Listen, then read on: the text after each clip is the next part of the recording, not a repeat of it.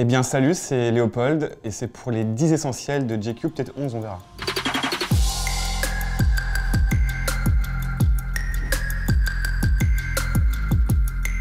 Nous avons ce t-shirt. C'est un t-shirt gris. Tout bêtement.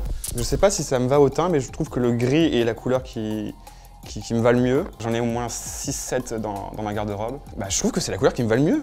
Bah, je sais pas. Ça, c'est de la marque Uniqlo, mais je sais pas si on peut la citer parce que je sais pas si ils sont très cool avec les gens qui travaillent avec eux. On commence par un objet très neutre, mais rassurez-vous, ça va être un peu mieux après. Nous avons en second, alors là attention, ça va être très clivant. Je sais que dans les commentaires, il y en a qui vont vraiment me détester et d'autres qui vont m'adorer. Ce sont les Birkenstock. Ça fait pas l'unanimité, mais Dieu sait que c'est ultra confortable. C'est Natou qui me les a fait acheter. On était ensemble en vacances avec plein d'autres amis et je les ai vus, je l'ai vu avec des Birkenstock au pied. Très dur à dire d'ailleurs. Et c'était le coup de foudre quoi, j'ai flashé. Et puis est arrivé le moment où j'ai mis au pied ces beautés. C'est incroyable, tu mets des pieds dans des pains au lait quoi. Si vous vous demandiez ce que ça faisait d'avoir des pieds dans des pains au lait, bah voilà, c'est Birkenstock. Voilà. Et je les mets vraiment tous les jours chez moi. Ça m'arrive même parfois de les mettre quand je vais faire des courses, mais je peux pas faire plus, disons que sinon c'est très compliqué quoi, je me fais très vite juger. C'est un sujet de dispute pour ma copine évidemment qui n'aime pas trop ce genre de chaussures. Moi je les mets avec chaussettes généralement. Et ça peut très vite, vu que je suis blonde, ça peut très vite faire allemand qui vient à la plage en Normandie. Mais écoutez, moi je suis pas là pour la représentation en fait, je suis là pour montrer mes 10 essentiels. Ne me jugez pas trop s'il vous plaît. On va partir sur ça. C'est un casque réducteur de bruit de marque Bose. Et c'est un peu comme mes Birkenstock, c'est un objet que j'ai souvent avec moi, voire tout le temps. Même la nuit, parce que je m'endors avec du bruit d'avion, du bruit blanc d'avion. Et évidemment la musique, comme tout le monde. Je vous conseille, si vous n'arrivez pas à vous endormir, je vous conseille le bruit blanc d'avion pour dormir, puisque en fait moi quand j'écoute ça, j'ai l'impression déjà que t'es dans un lit, et en fait, dans ma tête, je me dis, t'es plus qu'en première classe, quoi. T'es allongé vraiment. Évidemment, il faut s'imaginer dans un avion, quoi. Et t'es allongé comme un pape, et tu te dis putain, mais c'est un régal. Et voilà, je m'endors avec la sensation d'être riche, et vraiment, c'est trop cool. Nous avons également ce téléphone.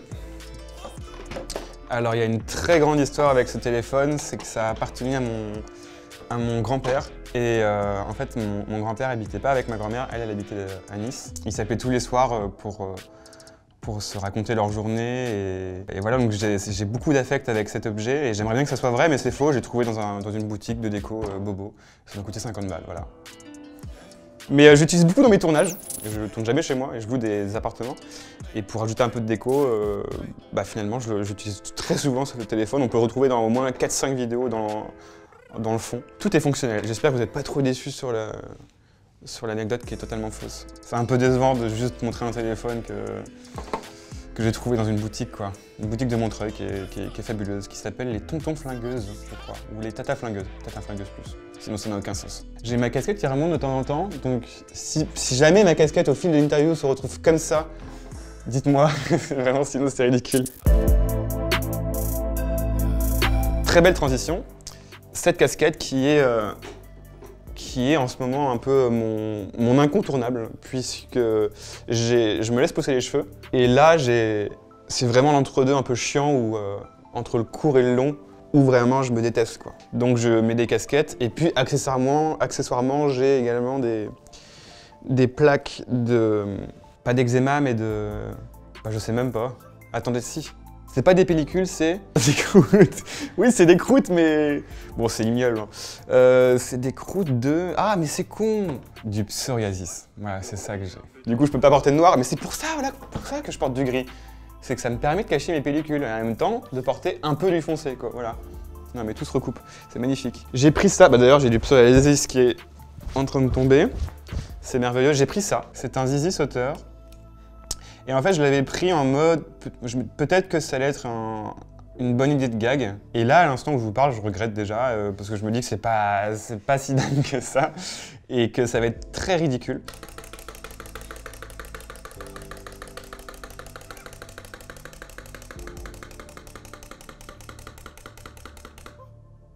Voilà. Et du coup, j'ai pas d'histoire particulièrement à raconter avec cet objet. Je l'ai acheté pour un épisode de Off.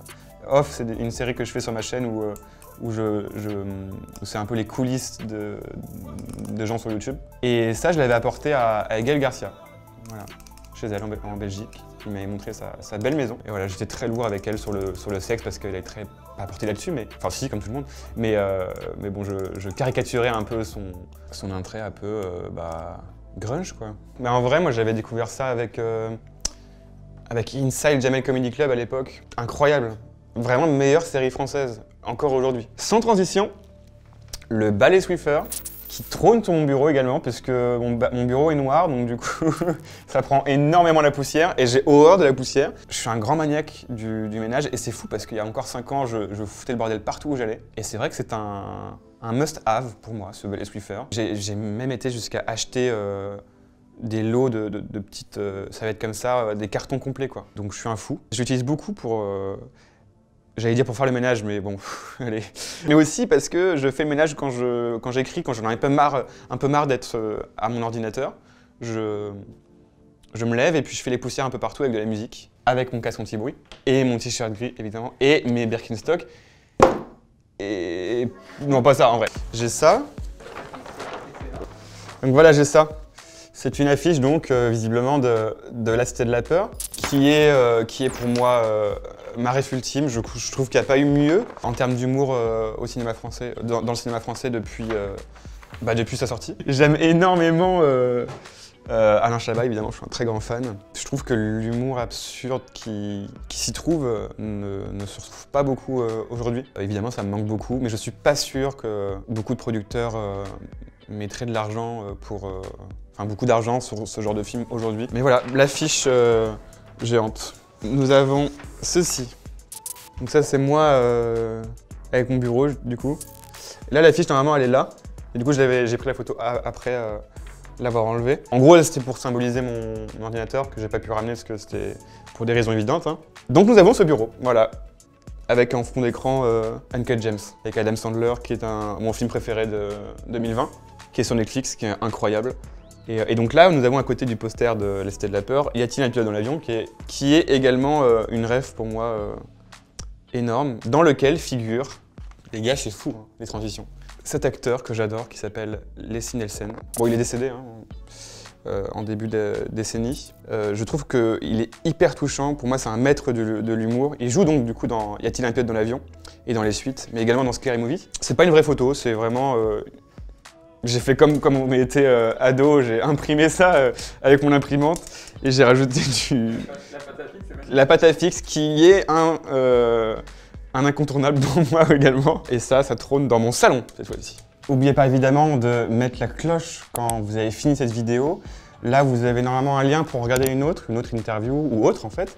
Et abonnez-vous tout simplement. Voilà, ça encourage le média. Voilà. Non mais on dirait que je bosse chez GQ en vrai.